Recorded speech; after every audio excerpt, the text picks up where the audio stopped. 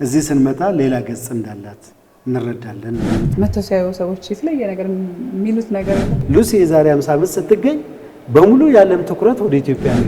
ነፍስ ያላት ነው የምትመስለው ያቋቋመ እንግዲህ ቀጭኔዎች በጣም መጀመሪያ ላይ አጥር ያለ አንገት እንደነበራቸው ያሳያል። የተከለከሉ ነገሮችን የመንካት ነገር የለም። ዛጎል ካላረገ ሀብታም አይመስልም። የዚህ መቃብር ባለቤት በጣም ጎበዝ ገበሬ፣ ሀብታም፣ ብዙ የእርሻ መሬት ወይም ብዙ ቡና ወይም ብዙ እንሰት የነበረው መሆኑን ለማሳየት ነው። የጭሩራ ፒቲከሳ ቢስኒከስ ይባላል። ከ12 ሚሊዮን እስከ 7 ሚሊዮን ዓመት ያስቆጠረ። ከሰዓት ውጪ ቅድመ ሁኔታዎች አሉ እዚህ ለመምጣት።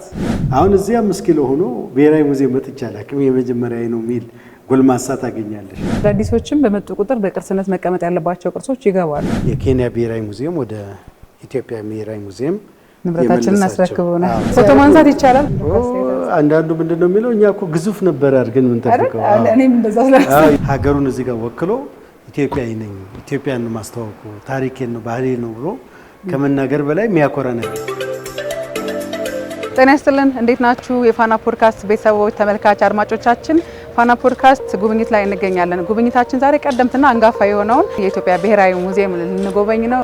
በጉብኝቱ አብራችሁ እንድትሆኑ እንጋብዛለን። ቅድስት ዘውዱ አብሬያችኋለሁ።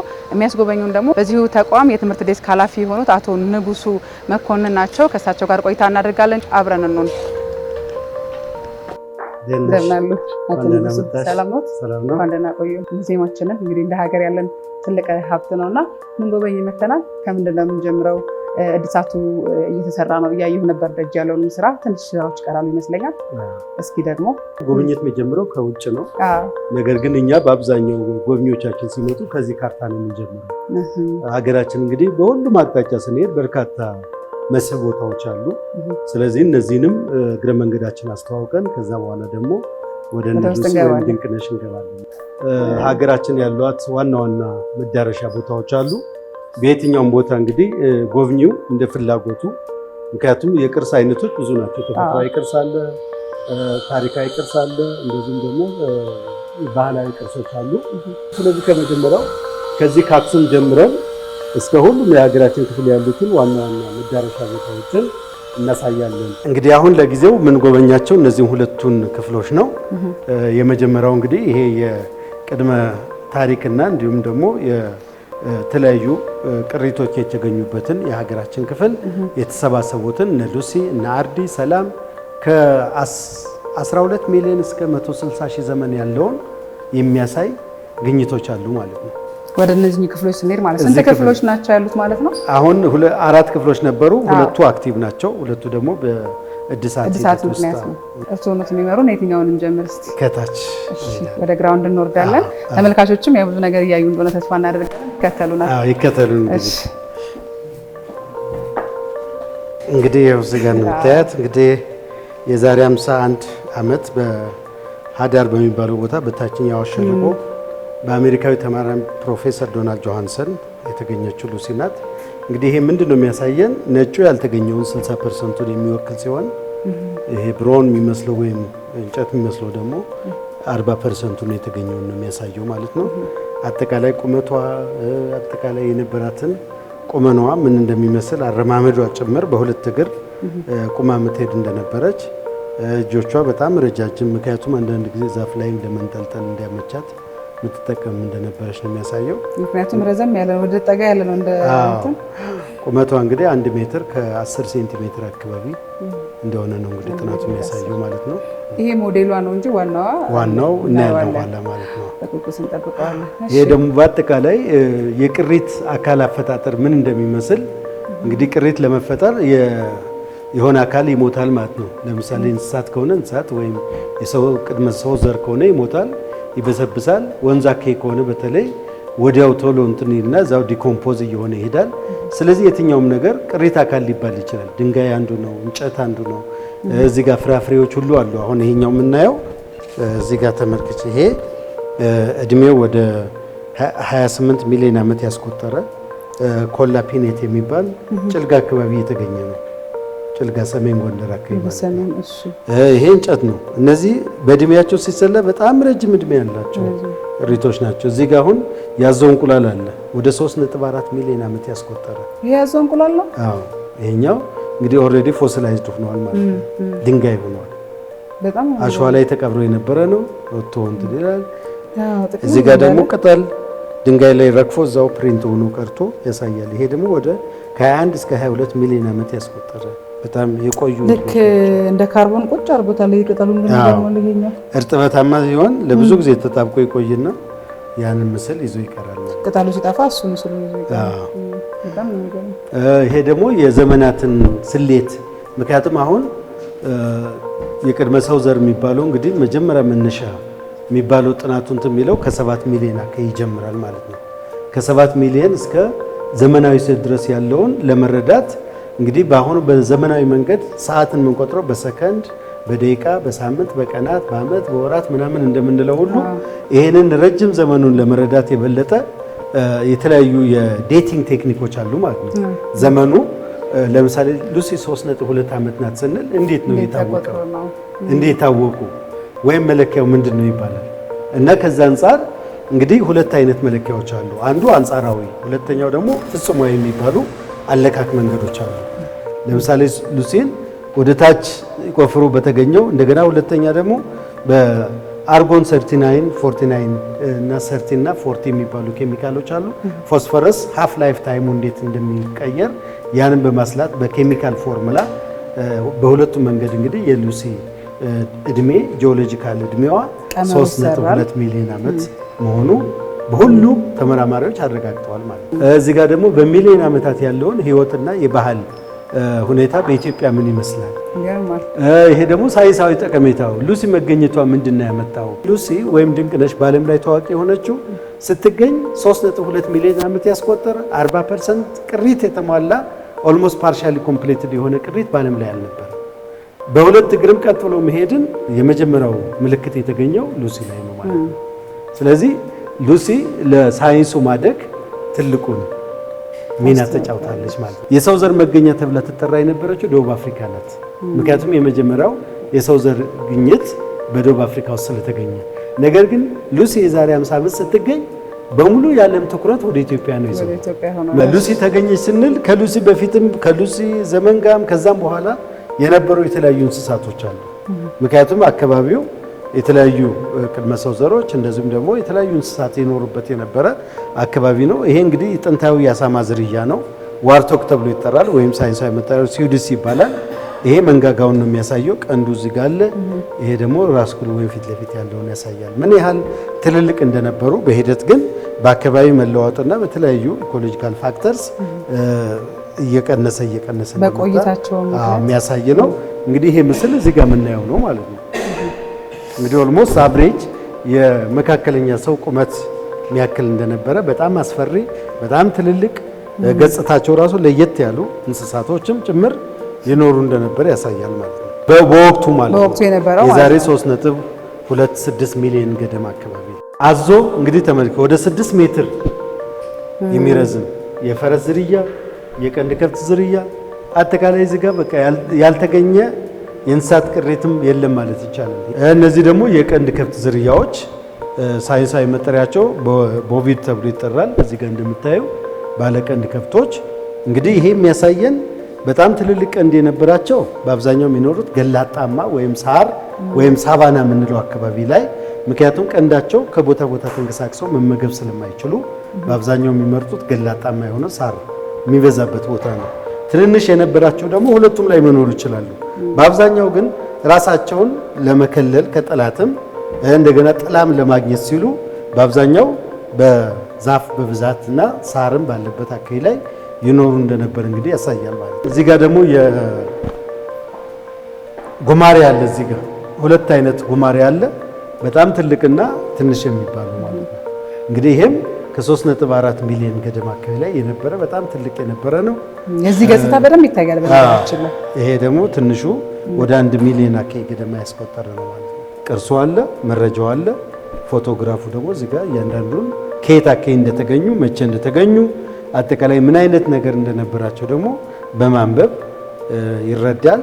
ተጨማሪ መረጃ ሲያገኝ ደግሞ ይህን ይዞ ሄዶ ጎግል አድርጎ ተጨማሪ መረጃዎችንም ያገኛል ማለት ነው። መጠየቅ የሚቻል ሁሉንም ጽፎ ማስቀመጥ ስለማይቻል ቀጭኔ ራሱ በጥንት ጊዜ ምን ይመስል እንደነበረ ያንን የሚያሳይ እንግዲህ ቀጭኔዎች በጣም መጀመሪያ ላይ አጠር ያለ አንገት እንደነበራቸው ያሳያል። በሂደት ግን የግድ የተፈጥሮ ሀብት እየተመናመነ ሲሄድ ከትልልቅ ዛፎች ወይም ረጃጅም ዛፍ ይሄም አዳፕቴሽን ነው መላመድ የሚባለው ነገር እንግዲህ ስትሬች እያደረጉ ዛሬ በጣም በዓለማችን ላይ ካሉ እንስሳት እንግዲህ ረጅም አንገት አለው የሚባለው ረጅም ቅልጥም ያለው የሚባለው ቀጭኔ ነው ማለት ነው። ትልልቅ ነገሮችን ያለው እዚህ ጋር ትልልቅ እዛ ጋር ይሄ ቅሪተ አካሎች ዝሆን ነው። የዝሆን መንጋጋ የታችኛው መንጋጋው ብቻ ነው። ተስተጋብለን ነው እዚህ ጋር መሰለኝ። ይሄን አይተናል፣ ይሄንም አይተናል። ስለዚህ ይሄ ዝሆን ነው እንግዲህ ይሄ በጣም ትልቅ በዓለማችን ላይ ታይቷል ተብሎ ከሚታሰቡት የበረዶ ዘመን ፊልም አይተሽ ከሆነ እዛ ላይ ያሉ ዝሆኖች በጣም ትልልቅ ናቸውና እንግዲህ ይሄ ሀዳር የሚባለው ቦታ ሉሲ የተገኘችበት ቦታ ላይ የተገኘ ነው።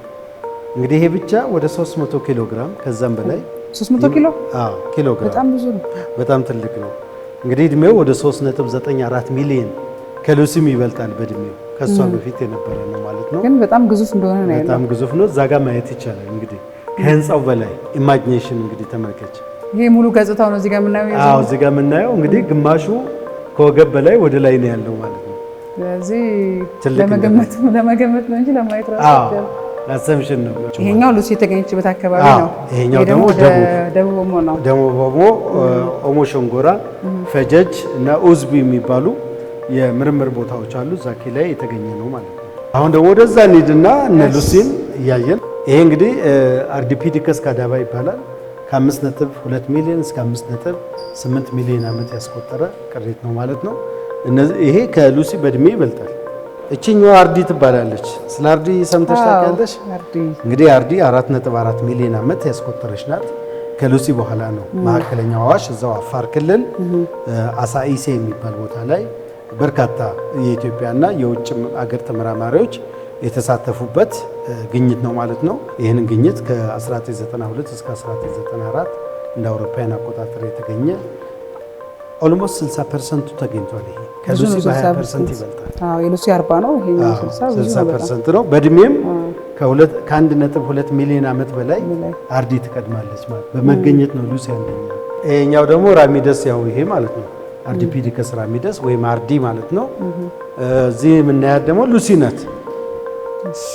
40% ቅድም በስዕል ሳሳያችሁ የነበረው አሁን ይሄ የተገኘው አክቹዋሊ ወደ 52 የሚደርሱ ፍራግመንቶች ናቸው የተገኙት።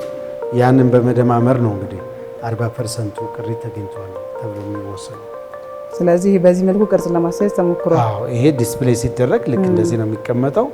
ያኛው ግን ኦልሬዲ ጋፑን ለመሙላት የተሰራ ሪኮንስትራክት የሆነ ሞዴል ነው ማለት ነው። የሰላም ደግሞ እሷም ከሷ በኋላ ነው የተገኘችው። እንደ አውሮፓውያን አቆጣጠር ከ2000 እስከ 2004 በኖረችበት ዘመን ግን ከሉሲ ትቀድማለች። ከ150 ሺህ ዘመን በፊት ኖራለች። ወደ 3.3 ሚሊዮን ሉሲ 3.2 ናት። ከ150 ሺህ እስከ 200 ሺህ ዘመን ቀድማ ኖራለች ማለት ነው። በመገኘት ደግሞ ከ26 ዓመት በኋላ በኢትዮጵያ የተመራማሪ ፕሮፌሰር ዘረሰናይ አለምሰገድ ነው የተገኘችው። ዲኪካ የሚባል ቦታ ላይ እዛው አፋር ውስጥ የሚገኝ ቦታ ነው ማለት ነው። ይሄ ሞዴሏ ነው። ምን ይመስል እንደነበረ ዘረሰናይ እንግዲህ በጥናቱ ያረጋገጠው የሰላም ሞዴል ነው።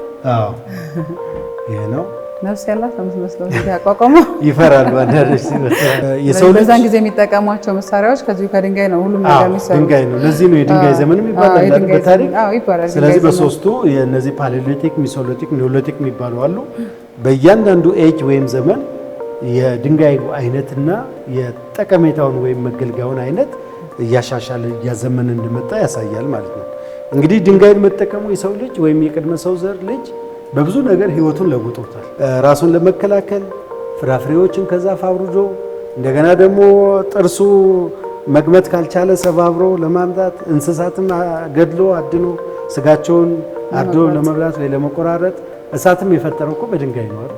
ድንጋይን ብልታ ሲያደርግ ነው። ከዛ በኋላ የሰው ልጅ አስተሳሰብ ደረጃው በጣም እየተለወጠ እየተሻሻለ የአእምሮ እድገቱ ከበፊቱ በጣም እየተለወጠ የመጣበት ዘመን እናያለን። እዚህ ጋር የምናየው ሃቢሊስ ይባላል። ሆሞ ሃቢሊስ የመጀመሪያው የጄኒስ ሆሞ ዝርያ ነው። እድሜው ከ2.4 እስከ 1.6 ወይም 7 ሚሊዮን ገደማ አካባቢ ላይ ያስቆጠረ ነው። እነዚህ ሁሉ የምናየው እንግዲህ እዛ ጋር አንድ እንትን የሚለው ዘ ወርልድ ቢኬም አፍሪካን ይላል። ዓለም ሁሉ አፍሪካዊ ነው። ምክንያቱም ቅድመ ሰው ዘር ዝርያ የተፈጠረው እዚህ ነው የተጀመረው። ከዛ በኋላ ከአፍሪካ ነው ወደ ሮዥያ ኤሽያ እና ወደ አውሮፓ መስፋፋት የጀመረው። ከዛ ወደ አሜሪካ ወደ አውስትራሊያ እያለ ሄደው ይሄ ደግሞ ሆሞ ኢሬክተስ ይባላል። ሁለተኛው ከሆሞ ሃቢሊስ ቀጥሎ ሆሞ ኢሬክተስ ከዛ ሆሞ ሳፒያን እየተባለ ይሄዳል ማለት ነው። ይሄ እንግዲህ ከ1.7 ሚሊዮን እስከ ቅርብ ዘመን ድረስ ወይም እስከ ዘመናዊ ሰው ድረስ እስከ 160 ሺህ ዘመን ያለው እንግዲህ ኦንሊ ሰርቫይቭ የሚባለው ሆሞ ሳፒያን የሚባለው ዝርያ ነው። ሌላ ሁሉ ጠፍቷል። ይሄ ኒያንደርታል፣ ሂንዶልበርገሊስ ምናምን የሚባሉት የተወሰነ ዘመን ከቆዩ በኋላ ከአካባቢው ጋር መላመድ ባለመቻላቸው ኦልሬዲ ኤክስቲንክትድ ወይም ዳይ አውት ሆነዋል ማለት ነው። ይሄ ክፍል በአጠቃላይ ረጅሙን የሰው ልጆች የጉዞ ታሪክ አጠቃላይ ስልጣኔ የሚባለው ምን እንደሚመስል እንግዲህ ኢትዮጵያ ብቻ ሳይሆን መላው ዓለም ላይ የነበረው ሂደት ምን እንደሚመስል የሚያሳይ ነው ማለት ነው። እጽዋት የሚባሉት እንሰትን ጨምሮ ጤፍ፣ አደይ አበባ ወይም ደግሞ ይሄ ሱፍ የምንለው እነዚህም ቡና በዓለም ደረጃ ኢትዮጵያ ለዓለም ያበረከተች እንስሳ መሆኑን እንስሳት ርቢ ወይም ማራባት እንዴት እንደተጀመረ ይሄ ቅድም ስልሽ የነበረው ለጋኦዳ የሚባለው የዛሬ 7000 ዘመናት ገደማ አካባቢ ላይ የነበረው ዋሻ ነው። ድሬዳዋ አካባቢ ነው የሚገኘው። ከድሬዳዋ ወደ 28 እስከ 35 ኪሎ ሜትር ርቀት ላይ የሚገኝ ጥንታዊ ዋሻ ነው። ይሄ ሸጴ ይባላል። ወደ ጉጂ ዞን አካባቢ ላይ የሚገኝ ነው። ኦሮሚያ እዛ አካባቢ ላይ የሚገኝ ነው። ወደ ላይ አንድ ክፍል ይቀረናል። ቆንጆ ሆኖ ነው የታደሰው። በነገራችን ላይ አሪፍ ሆኖ ነው የታደሰው። ጊዜም ወስዶ ነው እንትን ያለው። የግድ ጥሩ ነገር ለመፍጠር ጊዜ ይፈልጋል፣ ማሰብን ይጠይቃል፣ ማቀድ ይፈልጋል። ወረቀት ላይ ብቻ ሳይሆን በአይምሮ ላይ የታሰበውን ደግሞ እንዴት አድርገን ፕሮዳክሽን ስራ በጣም ይሄ ይወስዳል። ደንብ መታየት አለበት፣ መረጃዎች መሰባሰብ መቻል አለባቸው። አሁን ቀጥታ ወደ የታሪክና የአርኪኦሎጂ ስብስብ ክፍል ነው የምናየው። እንግዲህ ይሄ ደግሞ የታሪክ ዘመን አርኪኦሎጂ እንግዲህ ኢትዮጵያ የረጅም ዘመን እንግዲህ ባህል ታሪክ እንዳላት ይታወቃል። ያንን እንግዲህ ከጥንቱ ዘመን እስከ 20ኛው መቶ ክፍለ ዘመን ያለውን ግኝቶችን አጠቃላይ ደግሞ ያሉት ነገሮች ምንድናቸው የሚለውን የሚያሳይ ክፍል ነው ማለት ነው። እንግዲህ እዚህ ክፍል 4 ዋና ዋና ነገሮችን እናያለን። ኢትዮጵያ በጥንት ዘመን የነበረው ሁኔታ ምን ይመስላል? በተለይ ከደቡብ አረቢያ ጋር ወይም ከደቡብ የመን ጋር የነበረን ቁርኝት በጣም ሰፊ ነው። ከንግሥተ ሳባ ዘመን ጀምሮ እስከ አክሱም ዘመን እስከ ዛጉዌ ዘመን ድረስ በጣም የጠበቀ ግንኙነት እንደነበረን ይታወቃል። ከዛ የክርስትና ወይም የክርስቲያን መንግስት አመሰራረት ከአክሱም ዘመነ መንግስት ጀምሮ ክርስትና ከ340 ዓመተ ምህረት ከንጉሥ ኢዛና ዘመን ጀምሮ እንዴት እንደገባ፣ ከዛ ደግሞ የኢትዮጵያ እስልምና ከገባ በኋላ የእስልምና ሱልጣኔቶች እነዚህ ሸዋ፣ አዳል፣ ኢፋት የሚባሉ ወደ 11 የሚደርሱ የተለያዩ ሱልጣኔቶች ነበሩ።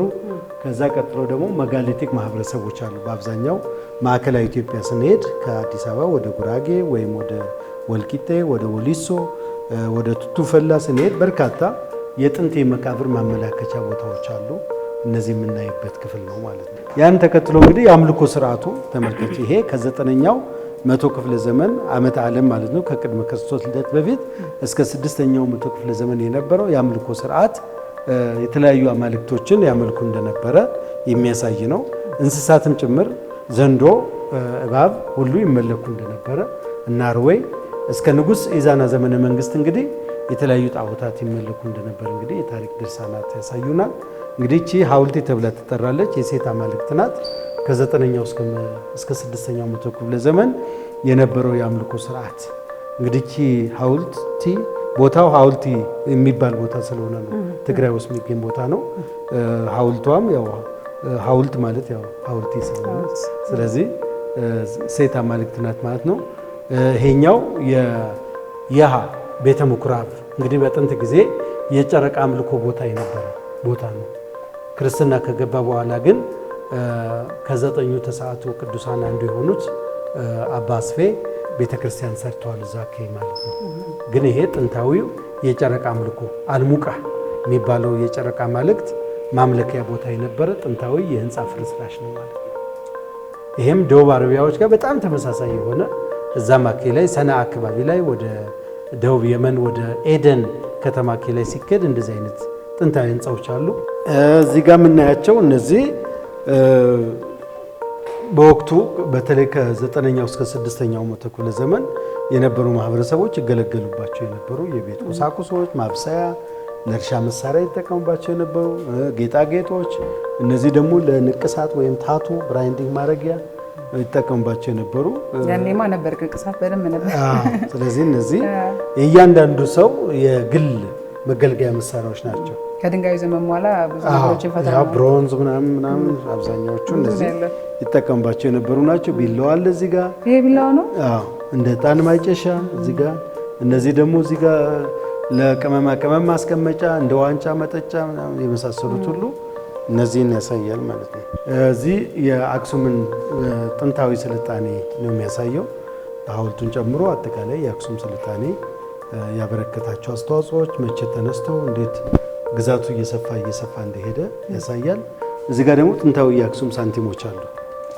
ጥንታዊ እንግዲህ እነዚህ ከ3ኛው እስከ 7ኛው መቶ ክፍለ ዘመን ከክርስቶስ ልደት በኋላ ለውጭ ንግድ ወይም ደግሞ ለኢንተርናሽናል ትሬድ ያሳተሟቸው ከወርቅ ከብርና ከነሐስ የታተሙ የመጀመሪያዎቹ ከሰብ ሰሃራ በታች ወይም በአፍሪካ ማለት ይቻላል የመጀመሪያዎቹ ሳንቲም በማሳተም ኢትዮጵያ ወይም አክሱም ፈርቀዳጅ ናት። በገንዘብ ደረጃ ማንጠልጠያ ነገር አላቸው። ምክንያቱም አንዳንዶቹ እንደ አንገትም ሀብታም የሆኑ ሰዎች ለጌጣጌጥነትም ይጠቀሙ እንደነበር ያሳያል። እነዚህ ደግሞ ከ4ኛው እስከ 7ኛው መቶ ክፍለ ዘመን ወይንና ዘይት ከውጭው ዓለም በተለይ ከግሪኮ ሮማን ወርልድ ቱርክ አካባቢ ላይ ግሪክ አካባቢ ላይ ሮማን አካባቢ ላይ የነበሩ የነጋዴዎች ወደ አክሱም ያመጧቸው እቃዎች ናቸው ማለት ለወይንና ለዘይት ማምጫ ፈሳሽ የሆኑ ነገሮችን ለማጓጓዝ ይጠቀሙባቸው የነበሩ። ምክንያቱም ለማስቀመጥም እንዲመች ጫፋቸው ሾል ይላል። ከዛ መሬቱን ቆፈር ያደርጉና ያስቀምጣሉ ማለት ነው። ክምብል እንዳይል ለማንሳትም ደግሞ በሁለት እጅ የሚያዝ ለመጫንም እንዲመች ጭምር ያደርጉ እንደነበር ያሳያል። ሄደው ከዚህ በኋላ ደግሞ ክርስትና በንጉሥ ኢዛና ዘመን ከ340 ጀምሮ እንዴት እየተስፋፋ እንደሄደ የተለያዩ ቤተክርስቲያናት፣ ገዳማት እየተሰሩ እንደሄዱ የሚያሳይ ነው። አብዛኛዎቹ እንግዲህ የሰሜኑ የሀገራችን ክፍል ያሉ የጥንት ያለት ወይም ደግሞ የድንጋይ ፍልፍል አብያተ ክርስቲያናትን እነ ቅዱስ ላሊበላን፣ የመድኃኔ ክርስቶስ፣ ደብረ ዳሞ፣ ሚካኤል አምባ እነዚህን ሁሉ ቀደምት አያቶቻችን እንግዲህ ክርስትናን ለማስፋፋት ምን ያህል ጥረት እንዳደረጉ የሚያሳዩ ናቸው ማለት ነው። እነዚህ ደግሞ እስልምና ወደ ሀገራችን ከገባ ከአክሱም ዘመን በኋላ ያለውን ሁኔታ የሚያሳይ ነው።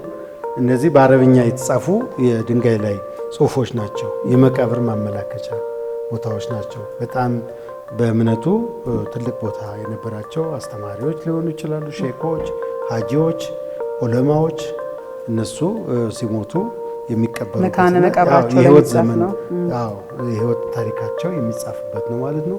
ይህም እንደዛው በአረብኛ የተጻፈ ነው። ሱልጣኔቶች እስልምና እንዴት እየተስፋፋ እንደሄደ ከ7ኛው መቶ ክፍለ ዘመን ጀምሮ መስጊዶች በተለይ ሀረር አካባቢ ላይ ወሎ አካባቢ ላይ እንግዲህ እየተስፋፋ እንደሄደ እና እነዚህ ደግሞ ለንግድ የሙስሊሙ ማህበረሰብ ወይም ኮሚኒቲ ከአረቡ ዓለም ጋር ይለዋወጡባቸው የነበሩ ጥንታዊ ሳንቲሞች ናቸው። እዚህ ጋር ደግሞ በሀረር ከተገነቡት ጥንታዊ በ15ኛው እና በ16ኛው መቶ ክፍለ ዘመን የተገነቡ አብያተ መስጊዶችን ነው የሚያሳየው ማለት ነው። በአብዛኛው የደቡብ ምስራቅ ኢትዮጵያ የእስልምና ማዕከል ሀረር ናት ማለት ነው። አራተኛውም ቅድስት ከተማ ከመካ ከመዲናና ከኢየሩሳሌም ቀጥሎ፣ ምክንያቱም በርካታ መስጊዶች በጣም ትንሽ በሆነች አካባቢ ተሰባስበው የሚገኙበት ቦታ ናት። እነዚህም ኢስላሚክ ሳይቶች ናቸው። የመቃብር ቦታዎች፣ የንግድ ቦታዎች፣ የመኖሪያ ቦታዎች የነበሩ ናቸው። እነዚህም እንግዲህ ዛኬ ላይ የነበሩ ማህበረሰቦች ጌጣጌጦች ናቸው። ዛጎል ዋነኛው እንግዲህ ለፀጉርም ለልብስም አንቀልባ ላይም ይደረጋሉ። አሁን ድረሳሉ። በተለይ ሰሜኑ የሀገራችን ክፍል የተለመደ ነው። እነዚህ ደግሞ የመቃብር ማመላከቻዎች ያልኩሽ ማለት ነው። መጋሊቲክ ሶሳይቲ አብዛኛው ከአዲስ አበባ ወደ ማዕከላዊ ኢትዮጵያ ወደ ምዕራብ ስትሄጂ ቅድም ያላቸው ትክል ድንጋዮች አሉ፣ የመቃብር ማመላከቻዎች። እንግዲህ እንደዚህ አይነት መቃብር ካየሽ የዚህ መቃብር ባለቤት በጣም ጎበዝ ገበሬ፣ ሀብታም፣ ብዙ የእርሻ መሬት ወይም ብዙ ቡና ወይም ብዙ እንሰት የነበረው መሆኑን ለማሳየት ነው። እና እነዚህ በሙሉ ከጥያ ትክል ድንጋዮች ጀምሮ እስከ ወሊሶ እስከ ቱቱ ፈላ ወደ ታች ወደ ሀገራችን ደቡብና ማዕከላዊ ኢትዮጵያ ስንሄድ እንደዚህ አይነት የቁም ትክል ድንጋዮች ማየት የተለመደ ነው ማለት ነው። እንግዲህ በአብዛኛው ወደ 32 የሚደርሱ ትክል ድንጋዮች አሉ። ጥያ የምንላት የዓለም አቀፍ ቅርስ አድርገን ያስመዘገብናት ናት። ዛኬ ላይ 32 የሚደርሱ አሉ። ከልጅ ልጅ ባይዘው ይሄ ታሪክ ነው። የጽሁፍ ቋንቋ ስላልነበራቸው መልእክታቸው የሚያስተላልፉት በእንደዚህ በቅርጻ ቅርጽ ወይም ደግሞ በኢሜጅ በተለያየ ነገር ያን ያረጉ እንደነበረ ማለት ነው። በአጠቃላይ ይሄ ክፍል እንግዲህ የኢትዮጵያ ያላትን የታሪክ አርኪኦሎጂ ዘመን ስብስብ ወይም ጥናት ምን ደረጃ ላይ እንደደረሰ ምን ሀብት እንዳለን ምናቅበትና ምንረዳበት ክፍል ነው ማለት ነው። የቀረን ነገር አለ። እዚች ጋር የመሪዎቻችን ፎቶዎች አሉ። ታሪክ ስብስብ ክፍል ነው። ዘመናዊ ኢትዮጵያ ታሪክ ከ1855 እንደ አውሮፓውያን አቆጣጠር እስከ ቅርብ ጊዜ ጠቅላይ ሚኒስቴር የነበሩት እስከ ጠቅላይ ሚኒስቴር ኃይለማርያም ደሳለኝ ድረስ የነበሩ መሪዎች ፎቶግራፍና እንደዚሁም ደግሞ ይጠቀሙባቸው የነበሩ አክቶኛቸው። ይሄ ለምሳሌ የጃንሆይ የክብር ወንበር ነው። 1927 አካባቢ ላይ የህንድ ማህበረሰቦች በአሁኑ አጭሮ ወይም በቀድሞ አስበ ተፈሪ ይኖሩ የነበሩ የህንድ ማህበረሰቦች ሰርተው ለንጉሠ ነገሥት አጼ ኃይለ ሥላሴ ያበረከቱት ዘውዳቸው ነው። ዙፋን መቀመጫቸው ነው። እንግዲህ ከዋንዛ እንጨትና ከዝሆን ጥርስ ነጩ የዝሆን ጥርስ ነው። እዛ ጋር የምታየው ነጩ ይሄ ከላይ ያለው ይሄ የዝሆን ጥርስ ነው። ሞአንበሳ አለ እዚህ ጋር ምስሉ። እንግዲህ ስልጣናቸው ዙፋናቸው በመላእክት ይጠበቅ እንደነበረ ምክንያቱም ስዩም እግዚአብሔር እምነግደ ይሁዳ ብሎ ጥሩ ስለነበረ እንግዲህ ዙፋናቸው ላይ ያንዳንዱ እዚህ ጋር የመላእክት ምስል አለ እና የውጭ ጎብኚዎች ሲመጡ በጣም ነው የሚገርማቸው። እንግዲህ እሳቸው አጭር ናቸው፣ ነገር ግን ዙፋናቸው በጣም ግዙፍ ነው። ቁመታቸው እንጂ ልባቸውና እንትናቸው አይምሯቸው ከባድ ነው እንላቸዋለን እና በጣም የሚገርም ነው። እዚህ ጋር ደግሞ የቤተ መንግስት ሚኒስትሮች ይለብሱት የነበረ አለባበስ አለ። እዚህ የከፋ ንጉሳውያን ቤተሰቦች ይለብሱት የነበረ የክብር አልባሳት የከፋ አልባሳት ነው። ይሄኛው ደግሞ የጦር መሪዎች ፊታውራሪ፣ ግራዝማች፣ ቀኛዝማች እንግዲህ የጦርነት ሲሄዱ ይህንን አይነት አልባሳት ይጠቀሙ እንደነበር የሚያሳይ ነው። ሶስቱን የሀገራችን ሰንደቅ ዓላማት ምሳሌ አድርገው አርበኞች እንግዲህ አለባበሳቸው የጦር አበጋዝ ወታደራዊ ትጥቅ ይላል። እዛ ጋር ደግሞ አንበሳ ቆዳ ነው የተሰራው።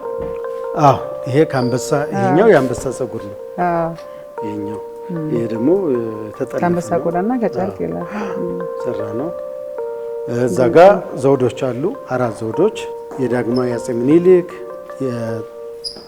የዮሐንስ፣ የኃይለ ሥላሴ እና ራስ ማዕረግ የነበራቸው የተለያዩ ሰዎች ይጠቀሙባቸው የነበሩ የክብር ዘውዶች አሉ ማለት ነው። ለበዓላት ጊዜ ይጠቀሙባቸው የነበሩ በደንብ ነው ታሪካችንን ያስቀምጥ ነው። የሴቶች የልዕልቶች አለባበስ አለ፣ የንጉሳውያን ቤተሰብ ልጆች። ስለዚህ ይሄ ከ19ኛው እስከ 20ኛው ምዕተ ክፍለ ዘመን ሹማምንቶች በተለይ ልዕልቶች ይለብሱት የነበረ ነው። በበዓላት ጊዜ ነው ዘውዲቱ። ክብረ በዓላት ጊዜ የውጭ እንግዶች ሲመጡ ወደ ውጭ ሲሄዱ እንደ ፕሮቶኮል ልብስ ማለት ነው። እዛ ጋር ጋሻ እና ጎራዴ ያለ በመቅደላ ጦርነት ወቅት አጼ ቴዎድሮስ ከተጠቀሟቸው የጦር መሳሪያዎች እና ወደ ኬንያ ተዘርፎ ሂደው ከተመለሱት ቅርሶቻችን። ይሄ ከዝሆን ቆዳና በብር የተለበጠ ነው። እንግዲህ እነዚህ ተዘርፎ ሂደው የተመለሱ ናቸው ማለት ነው። እንግዲህ አጼ ቴዎድሮስ ቁንድላ ወይም ሹሩባቸውን ተመልሷል። እዚህ ስብስብ ማዕከላችን ነው ያለው። ምክንያቱም የሰው አካልን ለእይታ ማቅረብ በባህላችን በእምነታችን ስለማይፈቅድ እንዲመለስ ተደርጎ ስብስብ ክፍል ውስጥ ይገኛል። እዚህ ጋር ኖቤል ሽልማት አለ። ጠቅላይ ሚኒስትር አብይ በመጡ ጊዜ በመጀመሪያዎቹ ዓመታት የነበረው የፖለቲካ የታን መሰረት በማድረግ እንግዲህ የአልፍሬድ ኖቤል ሽልማት በተለይ የኢትዮ ኤርትራ ጦርነትን ወደ ሰላም በመቀየሩ ምክንያትና ሀገር ውስጥ የነበሩ የፖለቲካ እንቅስቃሴዎች በጎ ተጽዕኖ ስለነበራቸው የዓለም አቀፍ ማህበረሰብ እንግዲህ ለዚህ ጥረታቸው የሰጣቸው ሽልማት ነው። ስለዚህ አዳዲሶችም በመጡ ቁጥር በቅርስነት መቀመጥ ያለባቸው ቅርሶች ይገባሉ፣ ይካተታሉ። ሁሌ አዲስ ነው የሚሆነው ማለት ነው። ታች የገቡት እኮ ከነበሩት ላይ አዳዲስ ግኝቶች ይጨመራሉ፣ ተጨማሪ ነው። ላይኛውም አሁን ሁለቱም ሲያልቁ ደግሞ በተለየ አፕሮች እንደዚሁ ልክ ወለሉም እንደዛው አደረጃጀቱም ልክ ታችኛውን የተከተለ እንዲሆን ጥረት ይደረጋል። ስለዚህ ጎብኝች ያለው ብሎ መቅረት አይቻልም። በአመትም በሆነ ጊዜ መጥቶ መድገም አዲስ ነገር ያሳያል። እንግዲህ ታችኛው ካልሆነ በስተቀር ሌሎቹ የመቀየር እድል አላቸው፣ ብዙ አማራጭም ስላለ ማለት ነው። ታችኛው አዲስ ግኝት ቢመጣ ይጨመርበት ይጨመራል፣ ግን ለብዙ ጊዜ ይቆያል። እንደ ጊዜው የምትቀይረው ያለ ለምሳሌ ስዕል ቢሆን ብዙ ስዕል አለ፣ ኢትኖግራፊ ቁሳቁስ ቢሆን ብዙ አማራጭ አለ፣ ብዙም ደግሞ ጠያቂ ይኖራል። ያኛው ግን ሳይንስ ስለሆነ ሞር ለብዙ ጊዜ ይቆያል። ምናልባት ቴክኒካሊ መቀየር ያለባቸው ፌድ ያደረጉ ወይም ደግሞ ሌላ ለየት ያለ እነሱን እንትን የሚያደርግ ካለ ተወሰኑን አውጥተሽ የተወሰኑ እንደዛ ደግሞ በዙር ይደርሳቸዋል ማለት ጨረሰ። በዙር ይሄን ይመስላል። መታችሁ እንግዲህ ስለቀረጻችሁ አመሰግናለሁ። እሺ እኔም አመሰግናለሁ። ውድ ተመልካቾቻችን፣ አድማጮቻችን የፋና ፖድካስት ቤተሰቦች በኢትዮጵያ ብሔራዊ ሙዚየም ያደረግነው የጉብኝት ጊዜ ይሄን ይመስል ነበር። ጥሩ ጊዜ እንዳሳለፋችሁ ተስፋ እናደርጋለን። ቀደምት የሆኑ የኢትዮጵያን ታሪክ፣ ባህል የጎበኘንበት ጊዜ ነበረ። አስጎብኛችንን ከልብ አድርገን እናመሰግናለን። እናንተም ከኛ ጋር ስለነበራችሁ ከልብ አድርገን ነው የምናመሰግነው። ቅድስት ዘውዱ አብራችሁ ቆይታ አድርጋለሁ። መልካም ቀን ይሁንላችሁ።